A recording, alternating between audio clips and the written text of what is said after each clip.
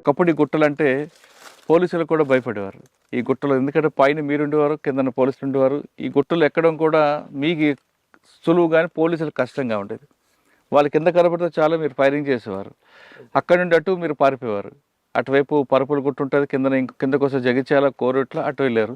అటుగానే వస్తే ఇటు వచ్చేవారు, ఇటు నిజామాబాద్ ఇటు వచ్చేవారు. అంత పక్కా ఉండేది. ఇంకా మీ గురించి అక్క గురించి చెప్పాలంటే మీ ఇద్దరు గతంలో పార్టీలో పనిచేసినప్పుడు ఇదే ప్రాంతంలో ఎక్కువగా ఎన్కౌంటర్లు జరిగేవి. ఈ ప్రాంతం అనేది మా నక్సల్స్కి పెట్టిన కోట ఇది. ఇక్కడ నుంచి పోలీసులు రావడం అన్న కష్టమే, వచ్చిన తర్వాత బయటికి వెళ్ళడం కూడా కష్టమే. అంత పట్టున్న ఏరియా తర్వాత క్రమేపీ ఎందుకు తగ్గిపోయింది?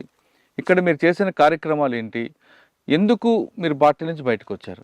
ఈ రెండు ప్రశ్నలు సమాధానం చెప్పే ముందు మీ కుటుంబ నేపథ్యం చెప్పండి. ముందు పార్టీలకు ఎవరు వెళ్ళారు? మీ ఇద్దరులో మీరు వెళ్ళారు కదా, చెప్పండి. గంగన్న, మీ ఒరిజినల్ పేరేమో మల్లేషు, పార్టీలోకి వెళ్ళిన తర్వాత గంగన్నగా మారింది, అవునా? అవును. రైట్. ఏం చేశారు, ఎందుకు వెళ్ళారు? అప్పుడున్న పరిస్థితులు అండి ఇక్కడ బెట్టపల్లిలో. అదే అయితే వాస్తవంగా మా ఊళ్ళే అప్పుడు అంటే ఇప్పుడు లేదు కానీ భూస్వామ్య వ్యవస్థ అనేది బాగా ఉండే.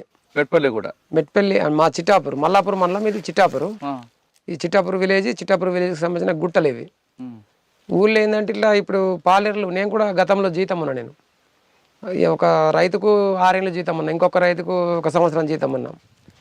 మాకు కొన్ని మేకలు ఉండే. మేము ముగ్గురం అన్నదమ్ములము, 2 అక్కలు. అంటే మొత్తం మా కుటుంబం 5 ముగ్గురు అన్నదమ్ములము, 2 అక్కలు, అంటే మొత్తం 5 మేము. సాలిసాలని పరిస్థితి, జీతం ఉన్నాం. జీతం ఉన్న కాడ అప్పుడు ఏంటంటే ఈ రైతు కూలి సంఘాలు ఏర్పాటు చేద్దరు. దళం వచ్చి రాత్రిపూట మీటింగ్ పెట్టి అంత ముందు ఒకసారి రౌండ్ వేసేద్దరు. అంటే అన్నలం వచ్చినామన్నట్టుగా చాటింపు చేసినట్టుగా ముందు కంజర పట్టుకొని తిరిగి పలాని కాడ బస్ స్టాండ్లో మీటింగ్ పెడతాం రాలి అని చెప్పుకుంటారు. చెప్పుకుంటూ వచ్చిన తర్వాత గుంపులుగా అందరం అప్పుడు ఈ టీవీలు కానీ సెల్ ఫోన్లు కానీ ఇటువంటి వ్యవస్థ అప్పుడు లేకుండే. అప్పుడు అన్నలు అంటే పాటలు అంటే అందరం కూడా ప్రతి ఒక్కళ్ళు అసలు ఎవరు కూడా వట్టి ఉండేటోళ్ళు కాదు. ముసలిళ్ళ కాడికి వెళ్ళి చిన్నపిల్లల కాడికి వెళ్ళి ప్రతి ఒక్కళ్ళం ఆడ మాకు అది రాయసిన గుడి అంటారు, ఇప్పుడు గుడి ఉన్నది. అక్కడనే ఏ కార్యక్రమం అయినా, మీటింగ్ అయినా, సభ అయినా, సమావేశమైనా, పంచాయతీ అయినా ఏది జరుపుకోవాలన్నా అక్కడనే జమ అయ్యేది అన్నట్టు. అక్కడ ఒకటి కొంచెం ఎత్తుకెత్తు ఒకటి గద్దె లెక్క ఉంటుంది. ఆ గద్దె మీదకి ఎక్కి కంజర కొట్టుకుంటా పాట పాడి మీటింగ్ పెడతారు. ముందు 2 పాటలు పాడారు. ఏ దళం వచ్చేది అప్పుడు మెట్పల్లి దళం, ఎవరు పాత తాలూకా. అప్పుడు ప్రభాకర్ అన్న, అల్లేశంకర్ ఆలియస్ ప్రభాకర్ అని చెప్పేసి వాళ్ళది పక్కనే ఇక్కడ కొర్రికల్ల, మెట్పల్లి మండలం కొర్రికల్ల. ప్రభాకర్ అన్న ప్రమోషన్ మీద జిల్లా కమిటీ సభ్యుడై వెళ్ళిపోయిన తర్వాత సాగర్ వచ్చాడు. సాగర్ అంటే అలా వాయులపల్లి, జమ్మికుంట ఏరియా, హుజరాబాద్ ఏరియా. సాగరు ఆయన లొంగిపోయిన తర్వాత, ఆయన కేసుల పల్లై మళ్ళీ లొంగిపోయిన తర్వాత పేరోళ్ళ మీద వచ్చి మళ్ళీ ఆయన ఎన్కౌంటర్ అయ్యాడు. అది వేరే. కానీ ఆయన అయిన తర్వాత మళ్ళీ ఇక్కడ మా పక్కనే మొగిలిపేట రమేష్ అని, గంగుల వెంకటస్వామి ఆలియస్ రమేష్ అన్న అని, అప్పుడు మనకు జిల్లా కార్యదర్శిగా పనిచేసి మానాల ఎన్కౌంటర్లో చనిపోయాడు. అప్పుడు మేము ఇదే రైతు కూలి సంఘం పెట్టారు ఇక్కడ. దాసరి గంగమల్లయ్య అని చెప్పేసి మాకు ఆయన జిఆర్డి కమాండర్ ఉండే. జిఆర్డి అంటే గ్రామ రక్షక దళం. జిఆర్డి అంటే గ్రామ రక్షక దళం కమాండర్ ఉండే.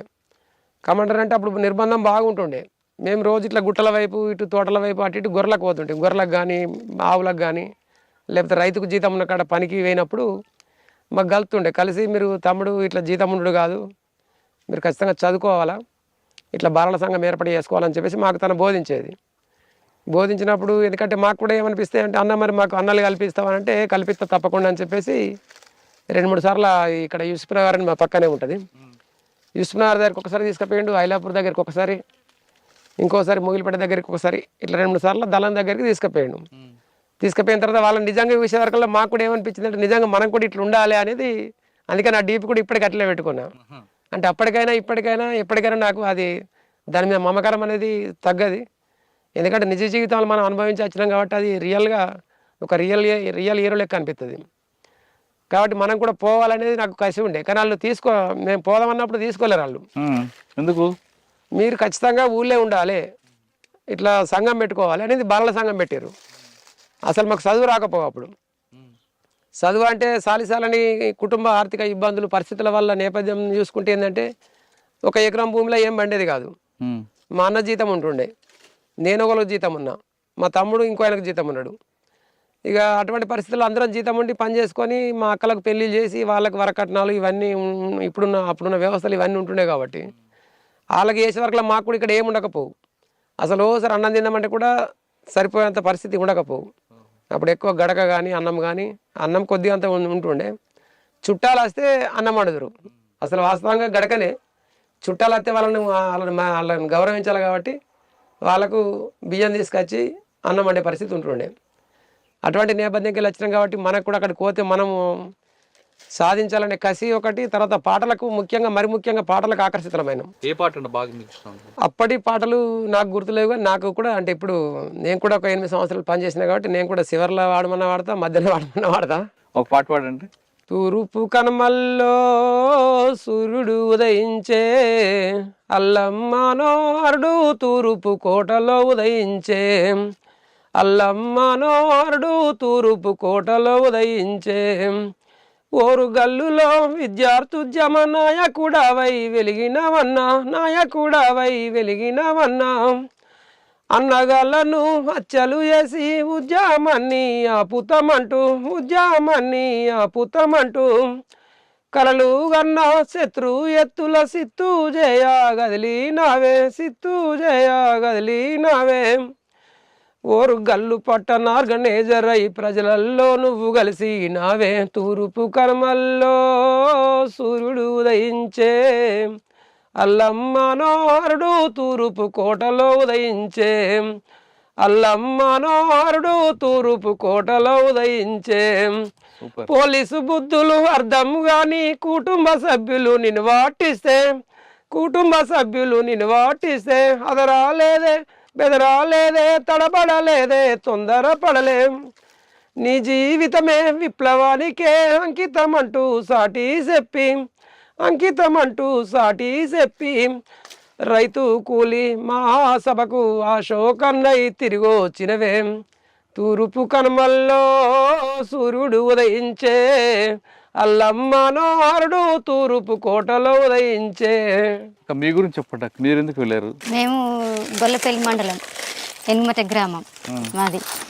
మేము ముగ్గురం, ఒక తమ్ముడు చెల్లె, నేను పెద్ద నేనే వాళ్ళిద్దరికి అంటే. అయితే ఊళ్ళో మీటింగ్ పెడదురు, ఎప్పుడెప్పుడు వచ్చి ఊళ్ళో మీటింగ్ పెట్టి భూస్వాముల దగ్గర బియ్యం తీసి ఊళ్ళోనే వంచిర్రు. మా ఊళ్ళోనే వంచితే ఒక అన్న ఉండే బుగ్గరెడ్డి అని, మా ఊళ్ళోకి వెళ్ళి పోయిండు బుగ్గరెడ్డి అన్న. ఇక అన్న ఎప్పుడు అక్క నువ్వు రావాలంటుండే.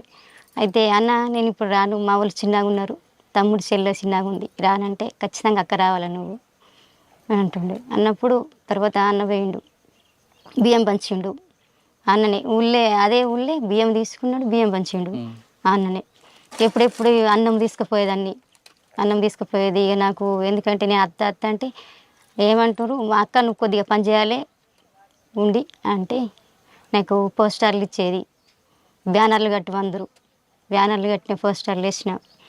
తర్వాత ఇక వెనకసిరి అక్క ఇక ఎందుకంటే నువ్వు ఊళ్ళో ఉంటే ఇప్పుడు మంచిగా లేదు, ఇక రా అంటే ఇక వెళ్ళినావు.